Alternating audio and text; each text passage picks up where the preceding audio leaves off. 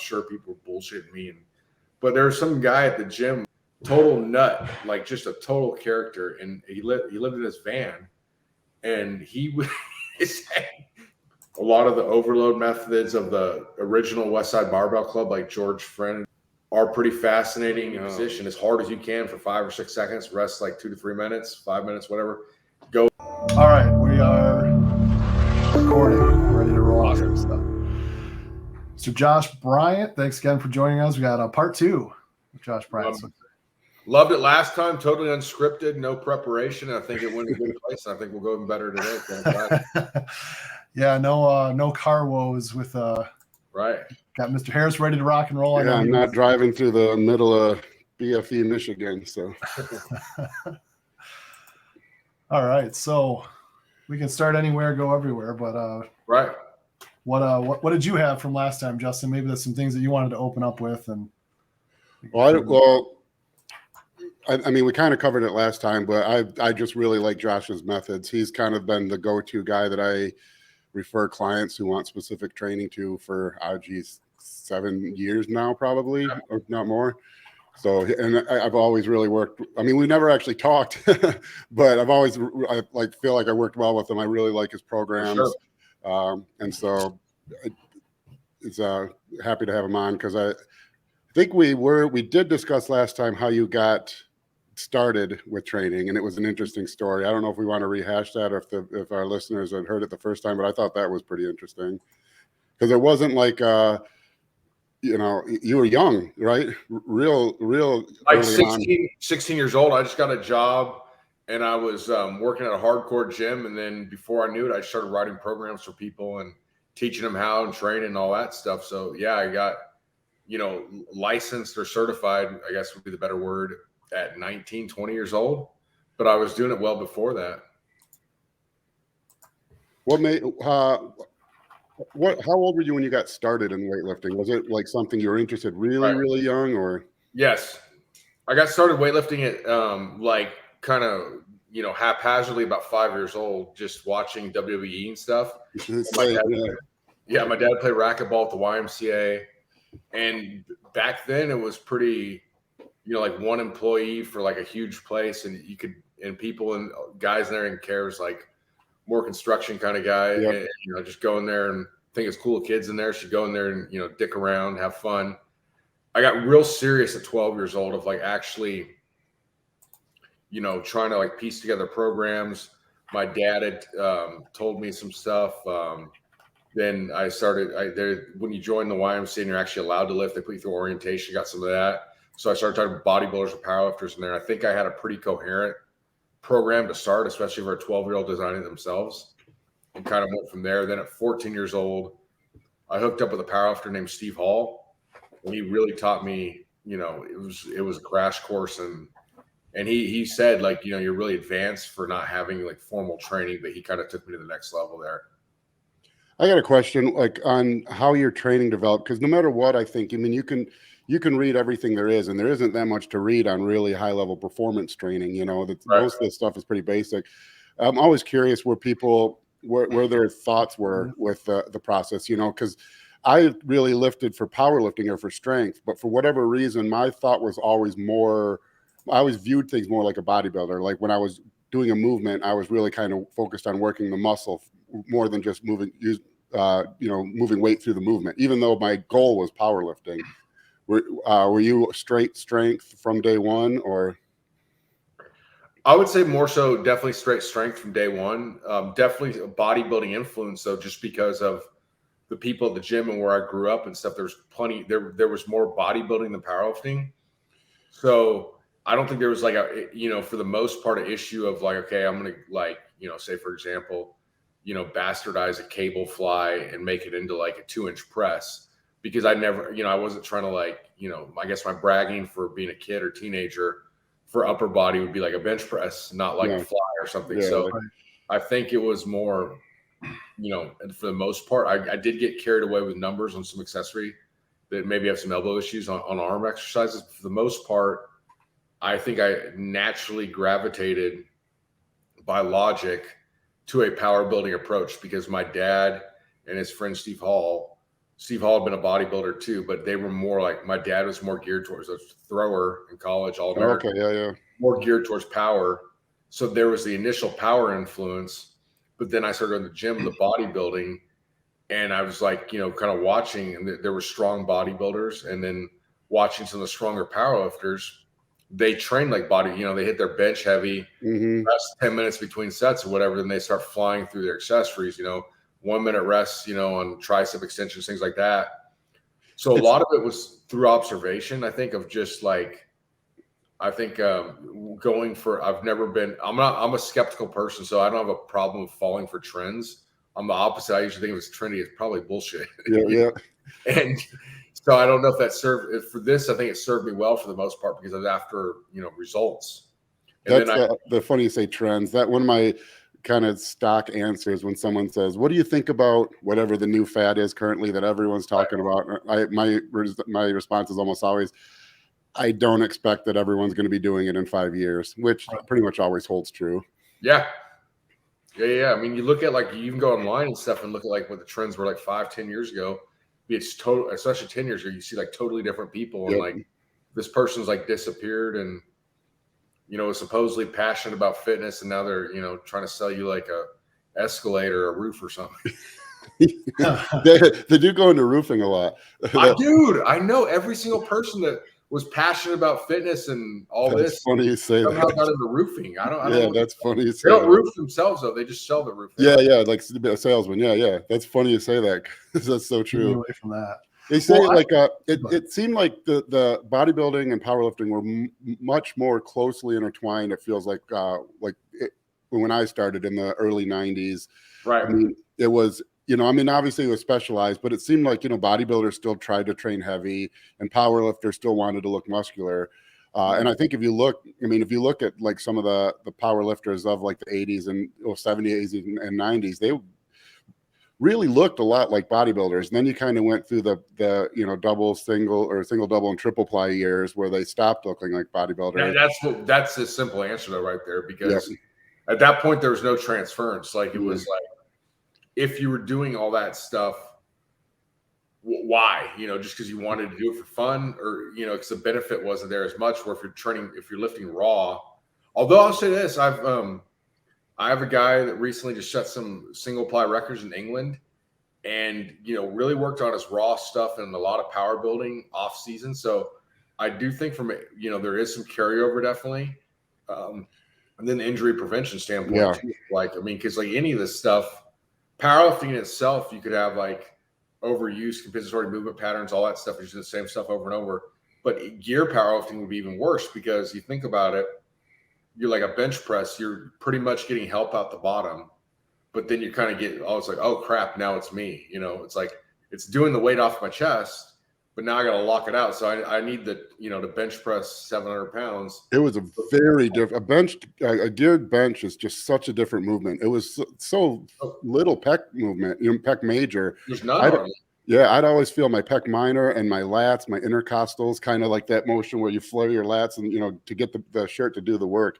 I always thought that was really interesting. The other thing I think is intriguing is that powerlifting really seemed to stall out. Not really. I mean, part of it was because of the geared lifts, but it seems like there's just been a rocket ship resurgence of raw strength where everyone is just impossibly strong. And I wonder if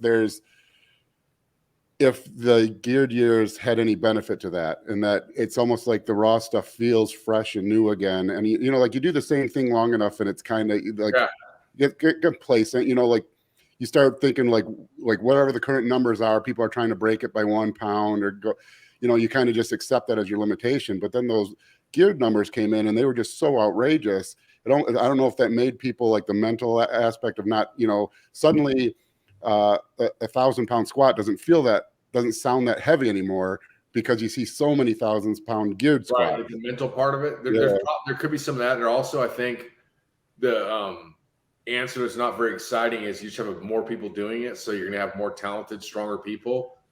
And because if you think about it, if you're pretty strong, let's go back to you're a roofer, you bench 450, weigh 200, everyone's like, damn, you're strong, dude. That's pretty great. Then you open up Powerlifting USA in 99, and there's people doing like 725, which you are as strong or stronger than, but you're like, this is a lost cause. I've worked 10 years to get here. So it's going to take, 50 years to get there, and I'm too old to do it at that point. So what's the point if you're going to really be serious about it? So I think there's that part, but I think the main reason the numbers have gone up, it would be nice to say it's just a training, just this, that, or the other. I think when you have more people involved, you have a better talent pool. And then, of course, like I think there's better training methodology too, especially in the raw part. Mm-hmm. For a long time, all the information out there was geared towards geared lifters, no pun intended, in the sense of like you read an article about bench press technique, it's all for like, you're just talking about somebody's shirt, they're writing that for like raw lifters. Because I did a seminar, or was part of a seminar at Elite FTS like several times, but the first time was quite a while ago, maybe like 2011 or so. It was before. I remember 2012, I went to a meet and it was like 90% raw. That's kind of like the year it seemed to really switch. Yeah. But there's a transition period where like 2010, you'd have like half and half. So around that time period, people were coming to that. And I remember like, it was like, they're trying to bench press like they're in shirts still. And I remember finally, I'm just like, dude, just bench like a bodybuilder. That's all. You're trying to be all technical. I'm like, just how do bodybuilders, just go do that. And like everybody in my group started hitting PRs. It was like literally like, no, flare your elbows out a little bit, just bench like a bodybuilder. You know what I mean? Like, and Jen Thompson always has some good information on that, because she benches really wide elbowed, really flared, and it's hilarious. I love seeing her, like her Instagram posts, because or YouTube or anything, because she'll bench and she's doing like 300 plus at like 130 pounds, and the comments are filled with old 40-year-old men telling her form's bad and she's going to tear a pec, and she needs to start from scratch and learn how to bench properly. Is this like 50 or something? Yeah, and she's got like every world record there is. It just cracks me up. But there's, for any great feat on the internet, there's a 1,000 half-drunk middle-aged men ready to bash it in the comments. Dude, on anything. I think that probably has something to do with a little bit to the resurgence. It's cooler to lift more, right? Because I've seen people on their Instagram feed, just that's all they post is like their deadlift, right? So maybe they're not competing yet, but they're just trying to get those heavier numbers. So it seems like it's cyclical, where like more and more people are involved in the sport. I just wonder how many of those people kind of back their way into it from, hitting that 450-pound bench, like you mentioned. They're like, oh, I wonder if I hit 500 on Instagram. Well, okay, this is working. And then finally someone's like, dude, you should go do a meet.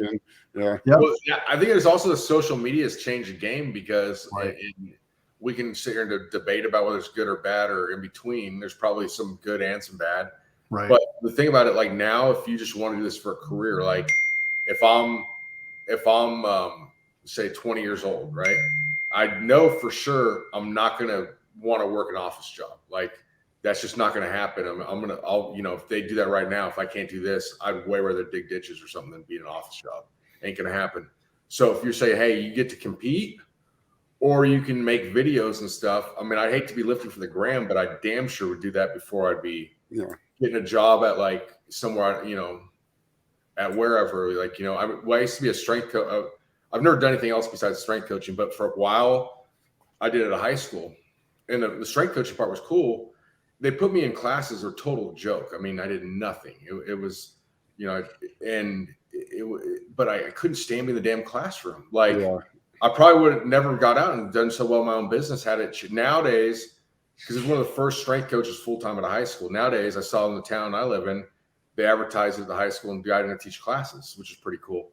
But that's what got me out of it. I couldn't do it. I'd rather, whatever, just that ain't going to happen. So I wonder what would happen had I been around starting out now. Would I be lifting for the gram? Well, maybe, because I don't want to get a real job. I got nothing against that. People always bash the, social media, and I probably do too also, because some of it is pretty annoying, but it's brought so much exposure and money to the fitness industry.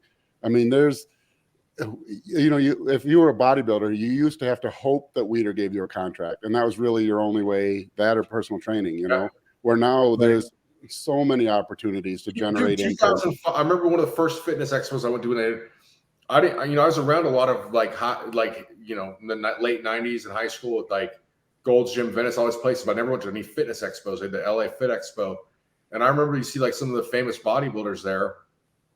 They just be sitting there eating their Tupperware and chicken, and you're lucky if you got a grunt. Like, yeah. And nowadays you can not win a damn title, but if you actually be nice to people, I mean, that's what I always like. Anybody talks to me out in public randomly that recognizes me or something, I'm super nice to, because it's not being phony. I truly do appreciate it, because that's what blows my mind. That people don't like that. Yeah. That you could be a dick to someone who's a fan of you. That blows my mind. It blows your mind. They're also the ones, if you're doing this full time, it's because of them. So it's bad business. It's just being a bad human being. Right. Jay Cutler's a good example of that. I mean, the guy's got nice, right? Yeah, and he's set. I mean, he's been making incredible money for decades, but he's still hustling, and he'll work a show, and he'll stand in front of his background banner for 10 hours talking to everyone, and he'll remember people.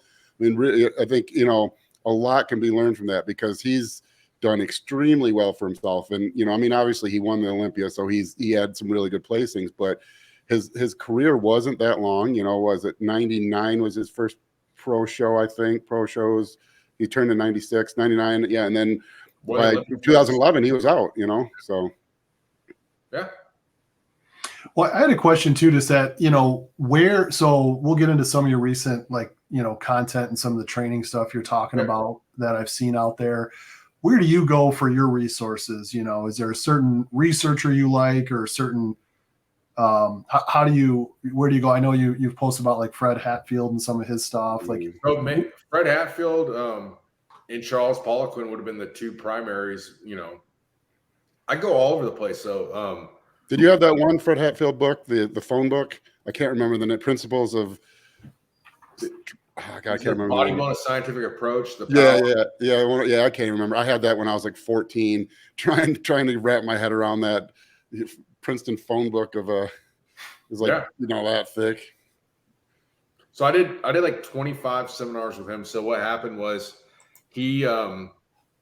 so I did a couple different courses for ISSA. One was a strength conditioning one, and we didn't even end up using it, or they didn't publish. They were kind of like a real slow period where they weren't publishing very much. They were good to their word. They paid for it and everything, and he read it. And I remember he just said, a friend of mine and I did it together.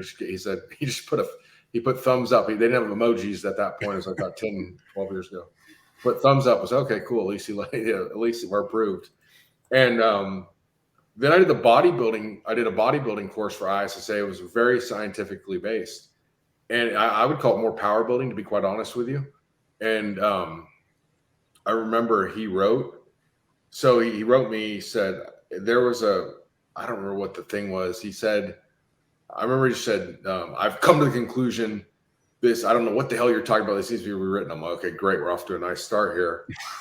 And then I did it. He's like, okay, this is okay now. I'm okay, cool. And the next chapter I wrote him, I send to him. He's like, I don't know how you're not a multi-millionaire New York Times. This is great. I'm like, okay, cool. So he'd be honest with you. He'd tell you if he thought it sucked. And then if it was good, he might blow it out of proportion the other way. And then he's like, hey, you want to go? I got an idea. Want to do a seminar with me in California? I said, of course.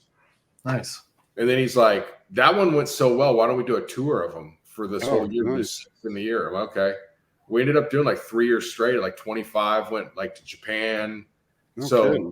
So what we do is, kind of funny story. He'd always say, he'd always make a joke. Or not a joke. He'd be like, hey, people come up for whatever reason. We were really nice at the set. Not like we're like talking crap to people, but we'd have a Q&A. We'd answer questions, and then we'd always think it'd be over. We'd have like 20 people waiting. I'm like, but they weren't like crazy questions that like you can't ask in front of people, like, that are embarrassing or private. Just normal questions. Like, hey, people always do that. Lockout stalls. What should I do? You can't ask that. We had a Q&A section. That would have been perfect. Yeah, exactly. So, okay. And then we'd answer him and stuff. And he'd always go like this. He kind of pull me aside, and he'd always whisper in my ear. He'd be like, get everybody out of here. It's time for a cold beer. And I would abruptly end it. I'd be like, all right, guys, sorry, we got an appointment. We got to get out of here now. And the appointment was like, that's just appointment. And I didn't know this, but I'd sit up all night. We'd sit up till we close every bar down. We'd sit in there, and I thought it'd be because he called it beer. It turned into all night. Yeah. I told somebody else that I told the owner of who owned it with ISA, Fred. He's like, there's 3 things I learned in life. I don't remember what the other 2 were. It wasn't like that. It was kind of joking around. He's like, the 3rd one is you never go to the bar with Fred because you're not going to get out of there before it closes. Yeah. Those are the best. So we just would sit there and talk training. Then by the end, it would become more like philosophy and religion and all sorts of stuff. We get really deep. It hit me pretty hard.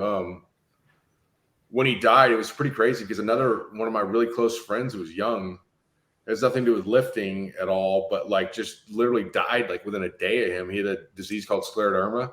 So him and Fred both died like literally like back to back. Yeah, it's tough. Yeah, it was crazy. Anyone who's like an outside the box thinker or a deep thinker, they're the best to have those conversations with.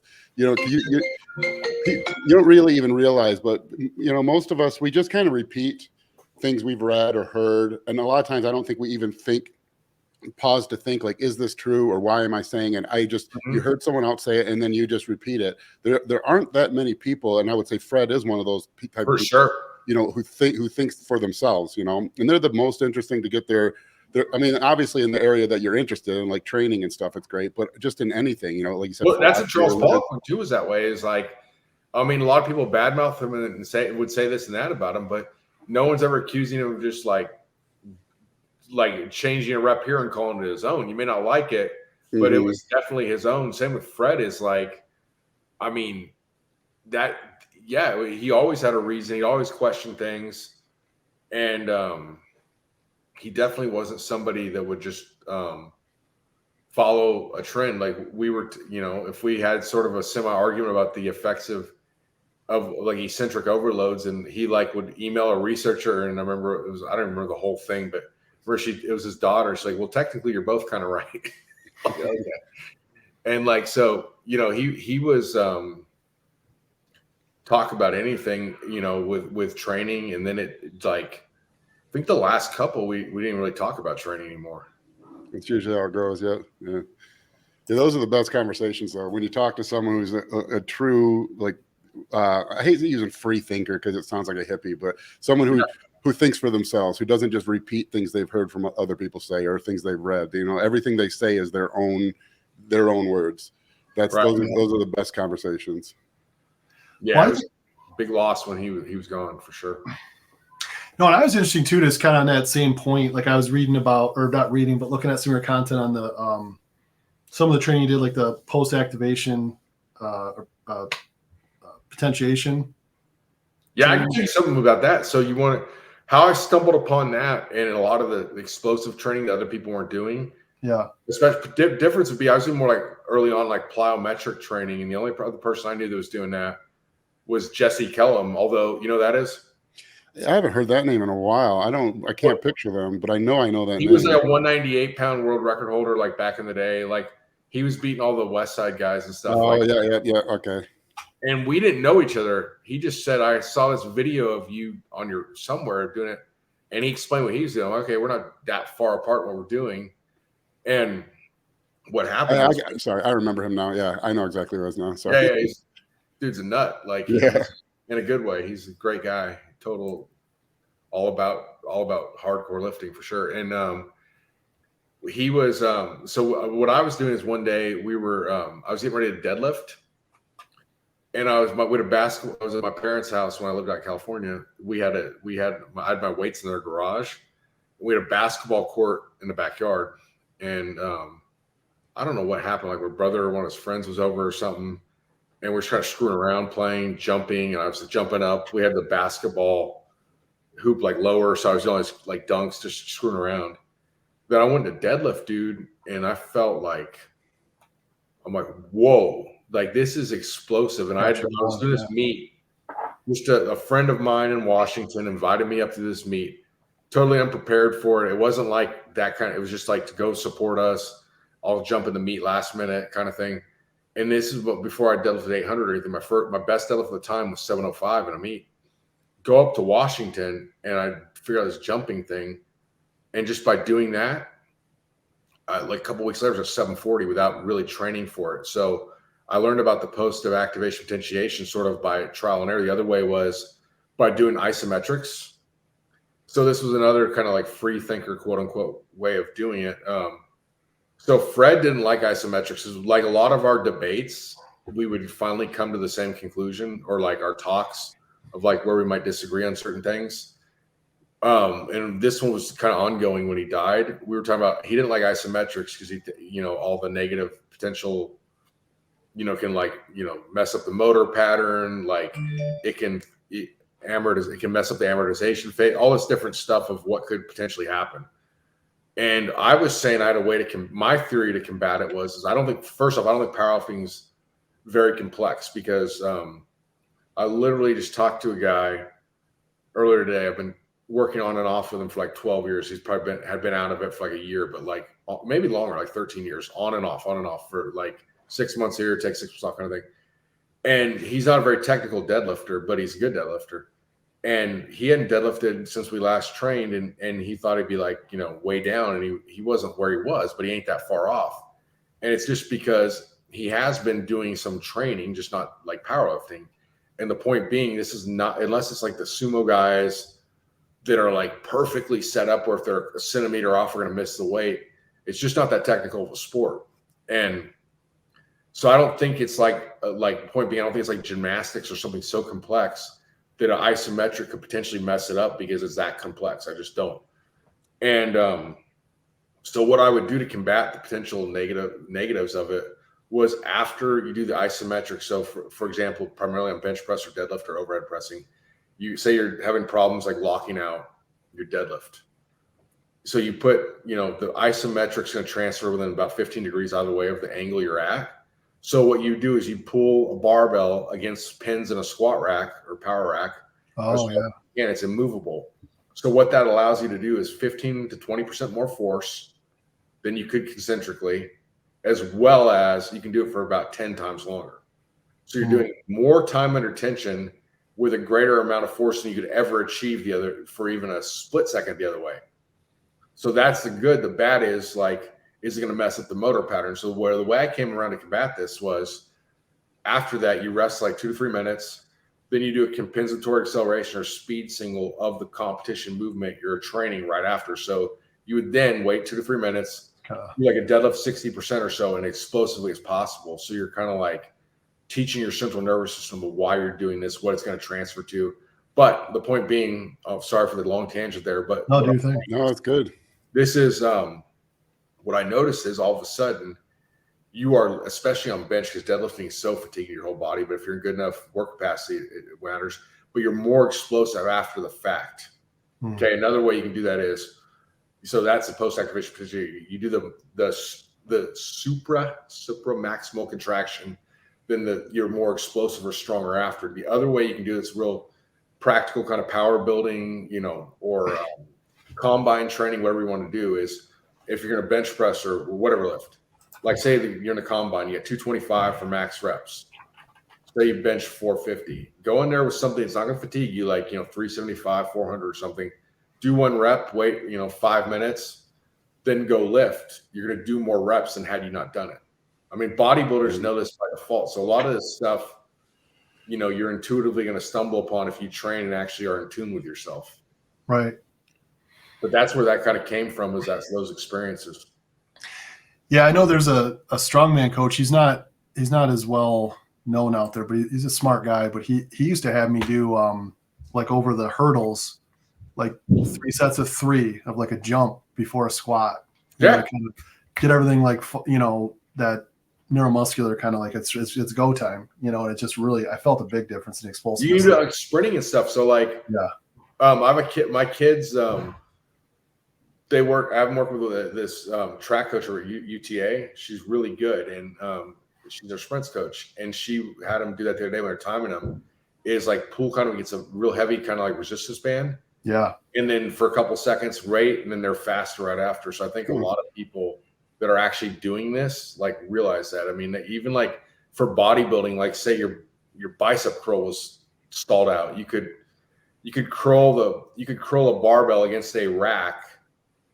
Really any position as hard as you can for 5 or 6 seconds, rest like 2 to 3 minutes, 5 minutes, whatever. go in and you're going to do more weight on the regular barbell curl after. This work like literally works for anything. You can even do it like on, I mean, it's kind of fatiguing. So I don't want to say like everybody should just go out every movement, do this balls out, because the thing with the isometric contractions here is they're pretty useless if they're not full out. It's not like, they stimulate, don't annihilate kind of thing. You got to annihilate if you're gonna get anything out of it. If you just try to like, half-ass it, like I'm going to pull against the racks, like that's what gets me irritated. I get irritated and probably sound like a jerk when I talk to people, but I get irritated when people call them isometric on deadlifts, particularly, or bench press, isometric holds. I'm like, you are not holding shit. You need to break those pins. I want you to like pull on it like your life depends on it. If you're holding right there, this is useless as tits on a bullfrog. Excuse the expression. We have to, go harder and much more intense than a concentric contraction. Do you feel like is it where you're activating more of the motor units, like getting them more in that pattern? I feel that way, but I think that the actual mechanism of how it works is under debate, huh? Like, I don't think there's a universally agreed upon, like, okay, we know this is this, but I think you more efficiently recruit motor units after that for sure. But I don't think it's like necessarily like all the scientists are in consensus of that. And like, let's move on. I think there's still some debate there. And I don't know if it even a whole lot matters a ton as long as we're getting the benefit, right? Yeah. Right. Yeah. Let the researchers argue that. I mean, you think about all the things that they're studying now, like they'll have a study out like on, chains or something like this, something new. I'm like, no, dude, I was walking in the YMCA in the late 90s and there are people that read a Louis Simmons article. This ain't nothing new. Right. Yeah, it's definitely interesting, like how much stuff is lagged so far behind, as far as the research versus just applying what works and putting your own thoughts. The best part about it too is like, I think to get like really like high level like athletes and stuff like we all deal with, it's going to be fairly difficult because like for bodybuilding, said, all right, I think you can get just as jacked, if you excuse the non-scientific term, if you eat 50 grams of protein a day. Who's going to agree to that? No one's going to agree to that. They're going to like, I know it's not going to work. I'm not going to try it. Yeah, exactly. And so a lot of the things is like people we'd want to know wouldn't even be willing to participate. Like at best, you might agree to observational where they like let you watch them and write some information down. But I think, that's going to be I mean, it's good to know the mechanisms because that allows you to maybe, like find offshoot. For sure. But it's people you can waste as a researcher, you can waste your entire career not moving forward and, staying back and trying to learn the mechanisms rather than just focus on, well, this works. How can I utilize it? I think that's probably where the scientific community understanding of how it works. But like, if you said like, let's dive deep into the cellular level, like, okay, well, let's move on from here. And we got an idea how it works. That's great. And, kind of not just blindly like, oh, dude, I feel better after I do it. Like, yeah, that's no good. But like the flip sides, I mean, you can definitely go, paralysis by analysis kind of thing. Yeah. Right. Yeah. It's almost in the strength sports or in bodybuilding, a lot of times it's almost bad to know a lot, because then it's so easy to you start knowing why everything you're doing won't work, where the guy who doesn't know those things just goes in and grinds it out and doesn't find ways of why it won't work. I have had a few times where I've had people like, I mean, working with some pretty like high level people, and they've kind of come over here, and I'm like, okay, like, like they're schooled in like, Russian periodization and like, lived over in Russia and drank, ate borscht with a master's for 10 years and like lived in a cave or whatever. And you think like, dude, this guy is like using this guy must know what he's talking about. And I'm not bashing people, like I don't mention names, but I'm like, okay, like doing some bizarre stuff, like for your, you need an aerobic component to your training. Like let's like bench press the bar for like 10 minutes straight and stuff like versus like just, throwing a weight vest and walk or something. And I'm saying like, it was like amazing, like how the people that are smart on paper a lot of times. Oh yeah. Yeah. I mean, I think there's actually, speaking of research, I'm not sure of this, but I know there's stuff on like, I've seen some stuff and it may be like, I didn't investigate it. And I hate when people just cite memes. Probably a meme, but there was something along the lines of like, I passed a certain point and you're with your IQ. It's almost detrimental. Like your IQ, income are kind of correlated. Then when your IQ gets real high, your income starts to fall because it's like, I don't know if this is true. There was a guy. Well, there is a thing. It's called there's a special a second kind of narcissism. There's like the narcissism where you just think you're amazing, and then there's like a weird narcissism that's actually detrimental. Well, they're all detrimental, I guess, but it's differently detrimental in that you're hyper intelligent. You may be taking some standardized testing that proves you're hyper intelligent, but you're not successful. And so you start being like, thinking, angry, and you think, I'm not wording this properly, but that no one else is smart enough to understand how impressive you are, where it's like, I just feel like that's a lawyer, and you can't talk to a judge or a jury or anything. Yeah, exactly. He's fired from a baker's dozen different firms, but apparently he's a genius, and I've seen that enough times that like apparently this could be, I don't know, I'm 16, so I'm sure people are bullshitting me. But there's some guy at the gym, that gym I was telling you about I was working at, total nut, like just a total character. And he lived in his van, and he would like he went nuts because there's some math problem he was trying to solve. He spent his whole life trying to solve this math problem, and he can't solve it. I don't know if it's true or not. There's several people like that. I think Joseph Girdle, I think he was a mathematician, and he focused on infinities. Because there's infinity, but there's different types of infinities. Like a simple example would be like if you take a circle and you take a line from the center at radially, you can fit an infinite number of lines, in that circle if they're small enough. But what happens if you make the circle 10 times bigger? Well, way out there at the end, those lines are no longer touching. So you could fit, another infinity worth of lines in if they're small enough and stuff like that. But that's like a common problem with hyper smart people like that, especially in their early 20s, is like the link between intelligence and studying things like mathematics or philosophy, and then schizophrenia. It's that I think it seems like because I read books on like physicists and like mathematicians and stuff just because it's interesting to me, and it seems like there's such a high incident rate of schizophrenia in the mathematician world. There's got to be some kind of correlation with finding, because obviously if you're that good of a mathematician, you're finding patterns and recognizing patterns that normal people aren't seeing. And the leap from that to now recognizing patterns that are not even there is not that big of a stretch, or recognize or hearing things, you know what I mean? So I wonder if that's what this guy's deal was. That makes sense. Yeah, because of course, like John Nash, he is in economics, but he's a mathematician in economics. That movie, A Beautiful Mind, he has the Nash equilibrium and game theory. He had he developed schizophrenia and like disappeared for 20 years, and even he doesn't know what he did or where he lived or anything. And I mean, just almost countless. The Girdle was one. It doesn't matter, but it seems like really common because there's been like a few thousand super hyper known mathematicians, and maybe 10 or 20 of them became schizophrenics. Well, I know 1,000 people. I don't know 20 people with schizophrenia. Yeah,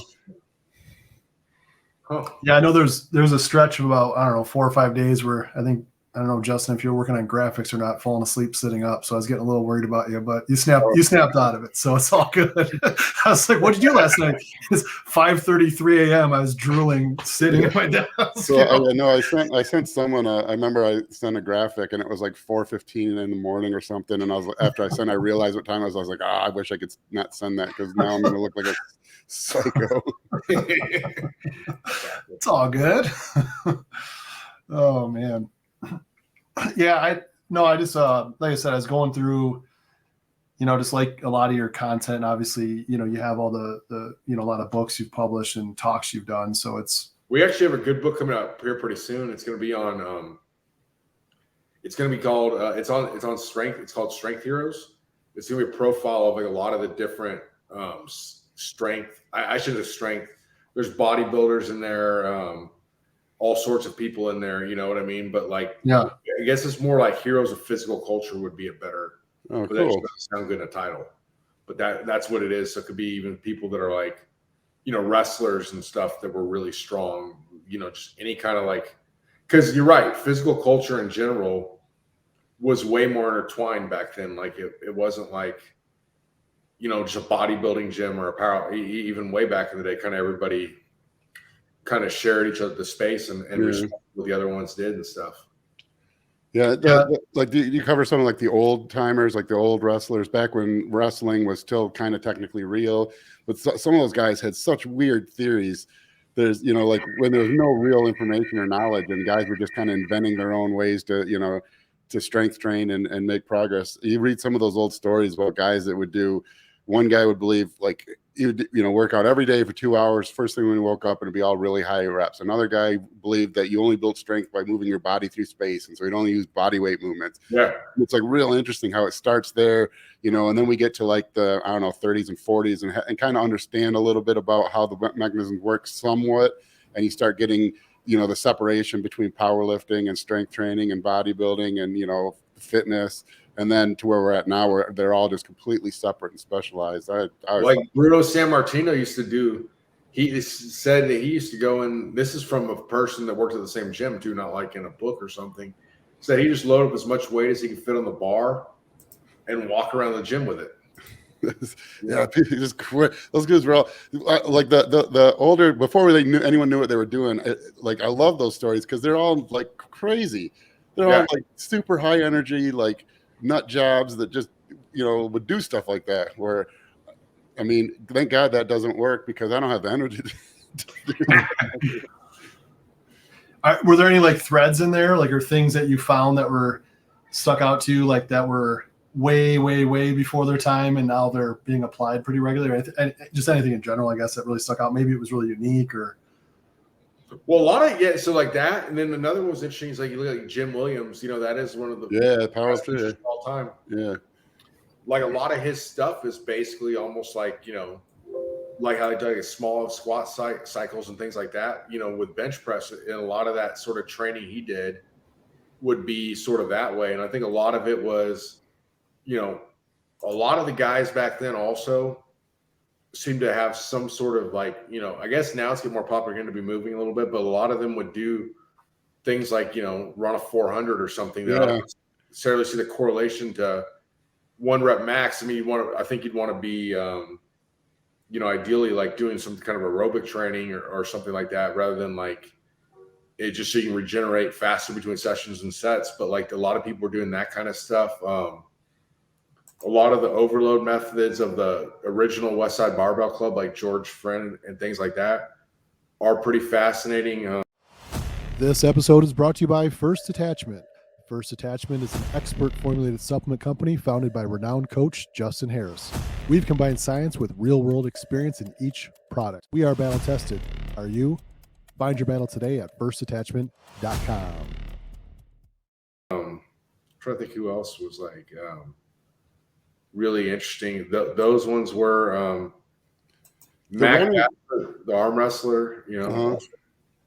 The running stuff I think is interesting because it just I have this conversation with clients all the time. Bodybuilders are always scared to do any cardio or any hard exercise, and I always just think it's hilarious. Like I can picture like going to someone in the general public and saying like, yeah, well, I don't want to exercise because I'll lose muscle.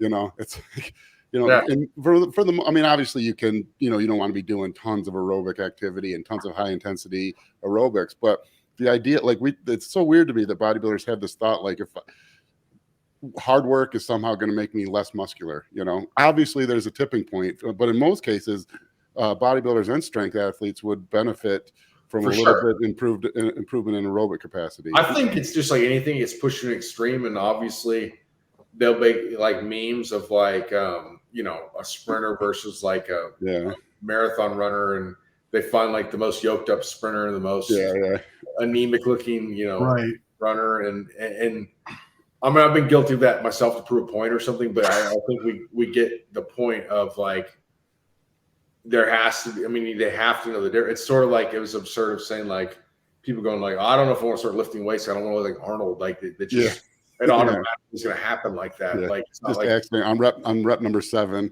Oh, I should have stopped one. People are like literally with great genetics, dedicating their entire lives to this. And it takes them 10, 15 years to get like that. And you're going to start lifting weights half-assed at like 50 years old and just surpass that. Well, I think there's a lot of crossover benefits you can pull from training too, right? Like one of your posts was like Rocky Marciano was doing like strongman type training and some different, strength things. I think you said he's had like a 300-pound heavy bag and like kicking a really heavy medicine ball for ab work or things like that, to where I think sometimes we can, over specialize for too long. I know for sure it's well documented with youth athletics, that it's over specialized, but I think in powerlifting, or bodybuilding, there's a lot of benefit to, some crossover in your training. I think people are now thankfully, at least in powerlifting and stuff, seem a little more open to crossover. I think for a while, I think initially it was kind of the right way. Then it got so far specialized of like, I was thinking about, I got done playing college football, got focused on lifting, but if I was to continue playing, and a friend of mine was in the more like West Side style training, like, you should keep playing, you'll build up that work capacity. At the time, I thought, this is crazy. Like, if you're outside the gym, you want to pretty much be useless. You know what I mean? I remember thinking that, yeah.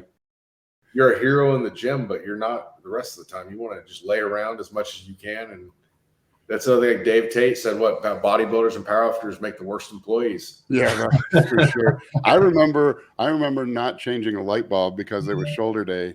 Yeah, see? So stupid. Wanted to wait till after my workout. That's exactly how it was, of like, you're not going to do certain things for your leg day. And I wouldn't mow the lawn on leg day. Like making 35 steps behind a lawn.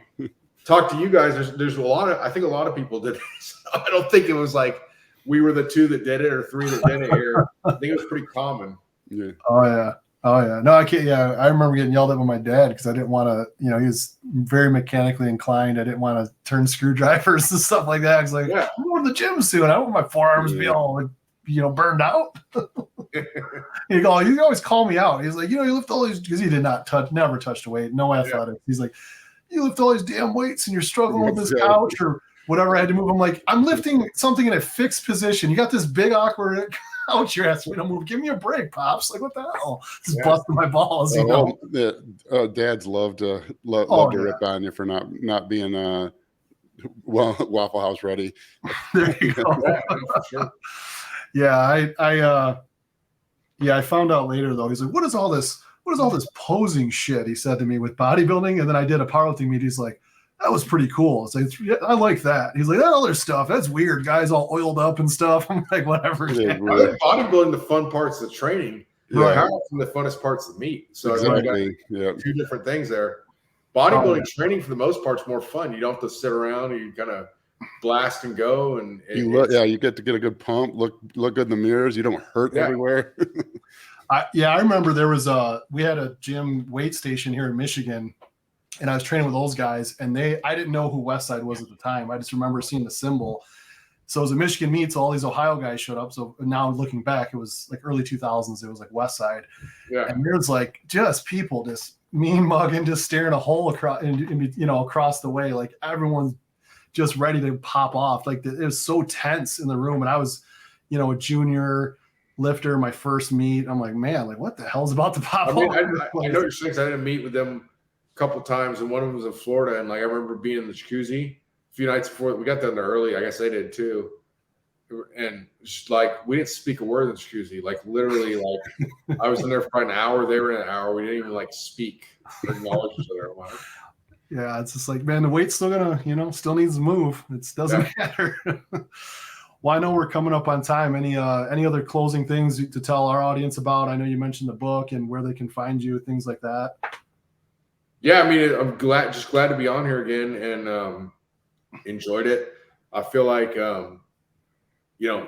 this was last time it was, sometimes you do a lot of these things, something that they're never too bad, but sometimes they're really good. And I felt like this was one of the really good ones. I like the conversation. Yeah, I'm glad we got to do a do-over because I've been wanting to have you on for a while. And then we finally got you on, and I had no internet.